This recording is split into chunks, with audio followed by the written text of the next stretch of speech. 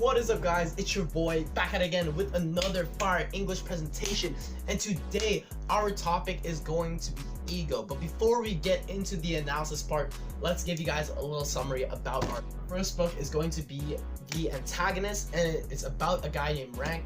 He's 40 years old, and he finds out that his college friend Adam actually writes a book about his life.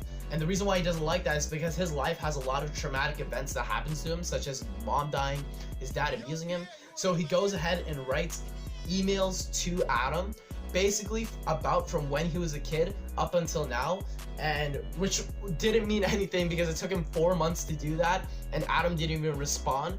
But because of that, Rank realizes that all of the mistakes he has done up until now, which is why he is isolated and friendless. So that's gonna be our first book. Our second book is Cockroach. It's about an unknown character named, well, obviously he's unknown, so he doesn't have a name, but we're gonna refer to him as X throughout our presentation. So X, he's an immigrant. He was from Afghanistan and came to Canada. And basically what happens is he's going through a lot of depression. Because he's an immigrant, he's poor, so he does drugs, and after he has a lot of suicidal thoughts. So he goes and takes therapy sessions, he gets a lot better, and throughout the novel, he kind of shares his story, and after about how he was in Afghanistan, how he was a thief as a child, his mentors, and after even his friends share their stories about how they're raped or tortured back in their home country before they came to Canada. And basically the book ends with him finding out that his girlfriend's rapist actually goes to his bar that he works at. So what he decides to do is kill his girlfriend's rapist because his sister was raped, but his sister died because he couldn't do anything about it. So his sister was raped and she was also killed. So he killed his girlfriend's rapist to kind of redeem himself, and that's what he does. Then he goes on to live happily ever after. So our thesis is going to be that although some may argue that people ruin their lives due to stupid decisions they have made in the past, these novels prove that people actually ruin their lives due to their ego. So having a big ego ultimately causes them to push everyone away and causes them to wait for stuff to happen to them rather than them taking action to actually fix those things. So as a result, this causes characters to become isolated and basically fall under depression and become alone because they've waited. So basically what we're going to do is we're going to compare Antagonist with Cockroach. We're going to take a look how Rank's ego causes him to basically destroy his life, and how X's ego causes him to be successful in life. So without further ado, let's get into the video. Alright boys, let's finally get into the analysis part of our presentation. And our first point is going to be that ego curates competitiveness, or this competition basically makes characters competitive in a bad way, because ego generates very powerful emotions, and ego can make you want to do harm to others. It changes you and it stops you from wishing the best in others, and that's exactly what happens in The Antagonist. So as you guys know, Rank, he's a unit, but he's misperceived as this tough guy when he's really sensitive.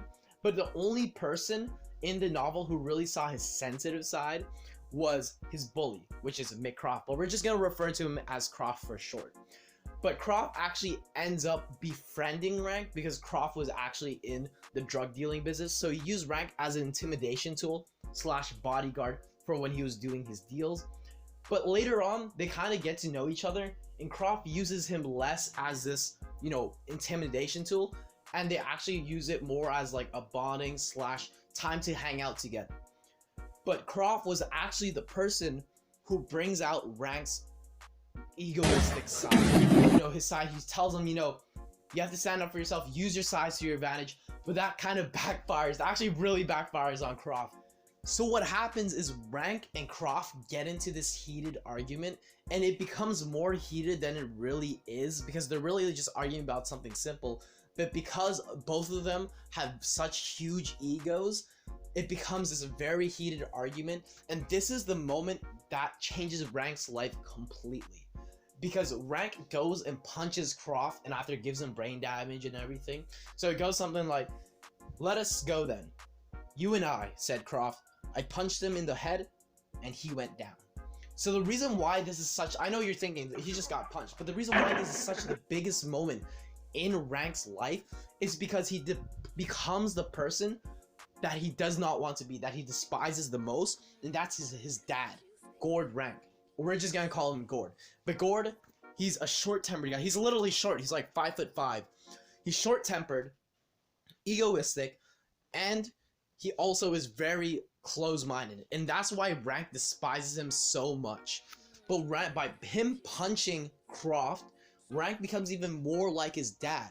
He becomes even more short-tempered. His ego is gassed up because he just knocked out. He just clocked the guy who's apparently the second or the biggest guy in the room. You know, the bully that everyone's afraid of. He just clocked him. He's all gassed up. You know, his ego is all boosted up, and this is why this is the biggest moment in his life, because as the story progresses, he just gets more gassed up, more short-tempered, to the point where he pushes everyone away.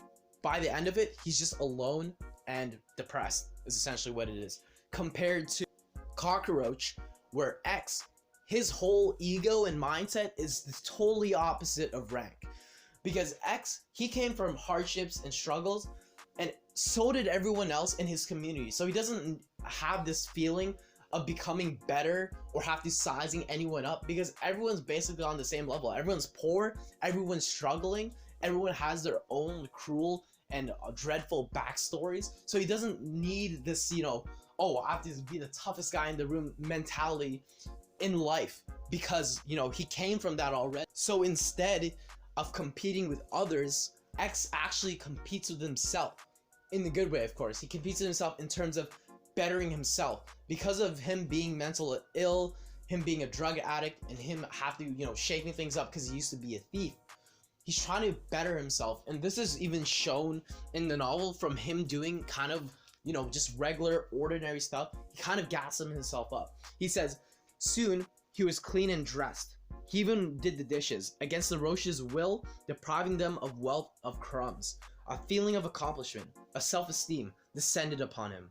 He assured himself that a good, clean, hardworking man such as himself could not possibly be left out to burn on the last day or be subject to rule of the cockroaches in the world to come. So why exactly is this important?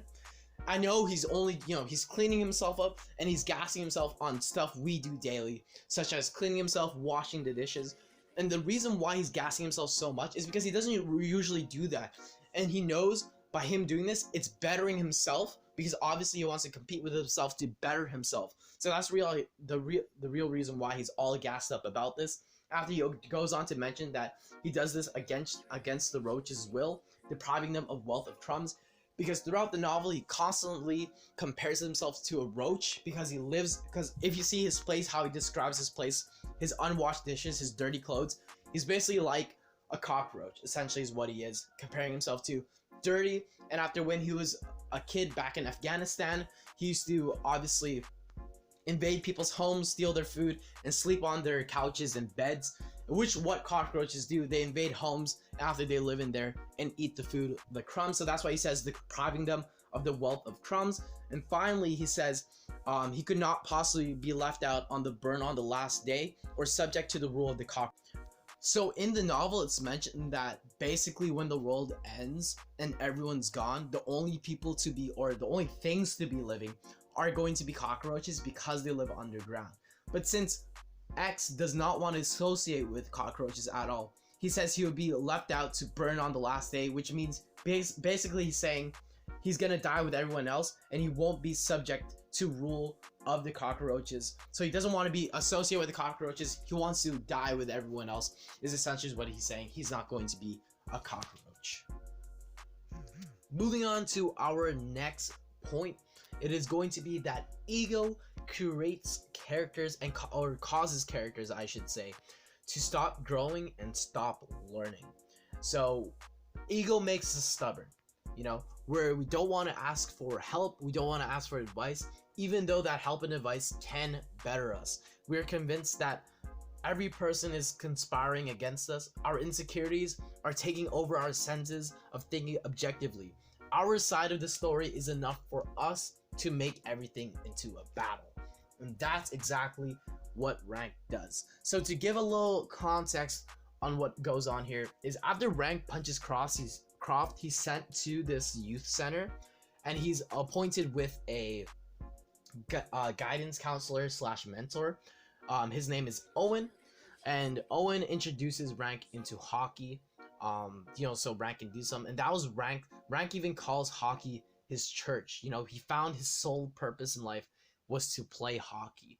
And Owen, he was this real mentor. It was like a dad almost he never had type of person to Rank. He would take him on walks. They talked about his life choices, and that made Rank into a better person. It made him less egoistic and less short-tempered, and he became a better person. But unfortunately, obviously, Owen had to go because he was working for the youth center. Although Owen did really in his heart want Rank to grow up and become a better person, he had to leave because he had, obviously it was a part of his job, it was a part of his contract, and because of that, Rank, he kind of felt betrayed in a way. He was sad and kind of enraged by this, and he went back to his regular self. Then 3 years later, Owen comes back to see how Rank's doing. Obviously, Rank is hella nice at hockey, so he's getting higher in the leagues. Nowhere near pro, but he's getting up there to that level, that sort of level. But Rank sees Owen now not as a person that like helped him get up to where he is right now, but more as like a holdback. Like because he became his regular self again. His ego is through the roof because obviously he's the biggest guy on the ice, and he's also nice at hockey, so he thinks he's this unbeatable force. And Owen asks Rank to go on a walk, and Rank says, "Oh, this is great. You're using the same therapeutic technique on me that you used when I was 16. I thought I'd come." Now this is important because this is when Rank pushes Owen out of his life. He starts pushing people that are really important to him out of his life, but he doesn't realize it. He thinks that Owen is not his new kind of like dad that he never had before, not his mentor. He's just a worker. That's what he thinks now. The guy who taught him the basic fundamentals of hockey and even introduced him to the game. So what he is doing by doing this, well, for one, he's really ungrateful, for what Owen has done to him and for what he has become. Rank thinks it's all because of him, obviously because of his ego. He thinks that he all did this, he's good at hockey because of himself, he strived himself, but really Owen was the one who taught him and coached him. And secondly, he's pushing out a really good mentor of his who made him better out of his life, which is a huge problem. When in the Cockroach, X again does the complete opposite. So X doesn't really have a mentor, but he doesn't have a mentor. He had a mentor when he was a kid that taught him thieving, but we're going to talk about his other mentor in the present day, which is his therapist, Guinevere. Now, Guinevere always brings out the worst, the outrage moments in X's life. So, because Guinevere, being a therapist, you're going to have to talk about sensitive topics that other people don't want to talk about or your patient doesn't want to talk about. But we still got to talk about it for the sake of, getting it out of the way and for some context on why that person is why they are. And that's exactly what Guinevere does. And X knows that. X sometimes he even rages and walks out the door. So at one point, they're talking to give a little context. They're talking about his life in Afghanistan and how he had a gun and how he owned a gun. And Guinevere asked him, does he own a gun now? And X, he was kind of insulted by that because he thought Guinevere knew already he didn't have a gun because obviously he was poor and guns cost money. So he was enraged by that. He said he got up, opened the door, and left. The shrink did not follow me. She did not call me back. The woman is living in La La Land, he thought. So shrink is just another word for like therapist or whatever. And yeah, she thought the woman was living in La La Land when in reality she's just trying to, get some context out of him, ask some questions. And he realizes that it's not directly said in the text that these therapy sessions are helping him, but it's inferred and implied because throughout the novel, this was only page 79. Throughout the novel, he keeps coming back to the therapy sessions, and the farther we get into the book, with the therapy sessions, it's less and less about him trying to commit suicide, him about his drugs, and him about his mental illness, and it's more just about on his past life. So it's just really inferred and implied, like the last 100 pages, there's no talk about suicide, mental illness, or any of that. It's just him and his past life. So he's really getting better from this. It doesn't say directly in the text, but from the from what is implied and inferred, it's shown that he's not talking about mental illness. He doesn't even mention it once the last couple 100 pages of the book. So we can tell that he is getting better from these sessions, and he realizes it, and that's why he keeps coming back for more. And moving on to our final point is going to be that ego causes characters to be too egoistic for love. Ego stops us from exposing our vulnerable side because we don't want to take any risk of facing rejection. We don't want to take any risk or chances that could change our life for the better because we're so engrossed in proving our point. Secretly, we keep waiting for others to come to us, and by the time we realize it, it's too late. All those good moments that we could have had with that amazing person or those amazing people is gone. And that is exactly what happens to Rank. So to give a little context, Rank had a girlfriend. This is more when he was a bit less ego and tempered, but he had a girlfriend, but obviously he was still short-tempered and egoistic. They got into a fight and they decided to break up because they got into a fight, and it was over religion. It was basically Rank didn't want his girlfriend to go to church on this certain day because he wanted to do something else, but his girlfriend was like, I'm religious, I need to go to church. It's just once a week, what's the problem? Rank having a big ego was like, no, I'm the man, you should listen to me. And because of that, they kind of broke up. Again, it was something small that turned heated because of Rank's ego. And later on, during Rank's present days, when he's in his 40s, he starts creeping on Facebook, looking up his old friends, and he decides to look up his girlfriend. He sees his girlfriend, and he decides to message her. And his girlfriend hits him back with this. Dear Rankenstein, I see you have no friends. Way to go. It is so nice to hear from you. Rank, yes. I have kids and a cat. I'm living the dream. Thank you for telling me exactly nothing about how you are or what you're doing these days. Wonder why you're friendless? Get with the program. XOK. So basically here, she's making fun of Rank, is essentially what it is, about how he's friendless. That's not the important part. The important part is Rank missed his chance. Because of his ego, he let his ego get into the way of basically the girl of his dreams. He pushed her away because he wanted to be right. He wanted to be right, and he waited for her to come back rather than him to get her. And again, by the time he realized it, he's already 40 years old. There's no way he's gonna get with his girl again. And that's what ego does to you. You try to wait for these stuff to come to you without taking action for you to go and get it. And that is the exact opposite in X. He realizes he doesn't have much to work with. He's poor. He can't really go any places because he's poor, and he can't really do anything because, one, he's an immigrant. He doesn't have, the necessities that he needs, like clothes and stuff like that. He doesn't have much of that, and he doesn't have money, so he can't do much. So the one thing, when you're in X's situation, what does everyone need in their life?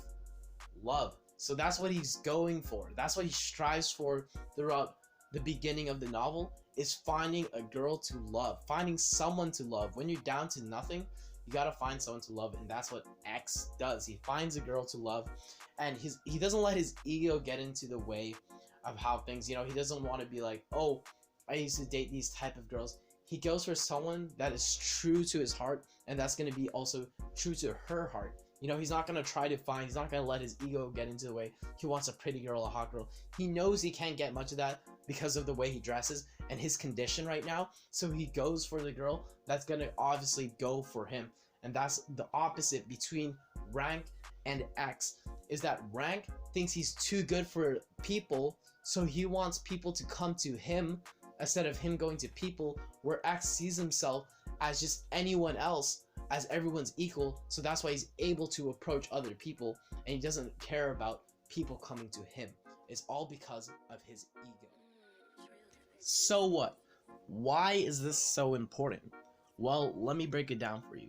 So going through our points of ego making characters too competitive, too stubborn, and too egoistic for love, this doesn't just set them up for failure as a person by isolating themselves and pushing everyone away and becoming insecure that they feel like they need to become better than everyone around them, including their friends and their family and loved ones, and they can't take no for the answer. They have to always be right. That doesn't just set them up for failure as a person, it sets them up for failure in life. You know, you can't live a happy life or just a life with general alone. You're basically ruining your life, and that's what the rank does, is that he ruins his life compared to X. He keeps everyone with him, and that's why he's able to live happily ever after. That is going to be the end of our presentation. I hope you guys did enjoy what you watched. If you guys did enjoy what you watched, please like the video, give it a thumbs up, and clap at the end, alright? That's gonna be a video, and I'll see you guys. So, hit that. Only way to sign this, get it. Hopping out the rave and skid it. Smashing on that bitch, just get it. Running the check with no limit. Popping up, popping up, popping up. Got a new car, got a new bitch, and I got a new deal. Only way to sign this, get it. Hopping out the rave and skid it. Smashing on that bitch, just get it. Running the check with no limit. Popping up, popping up, popping up. Got a new car, got a new bitch, and I got a new deal. Pull it to the crib like, what up? Got a penthouse set on my wrist, and my grandma sipping on. Got a lot of ice and I'm cold as shit.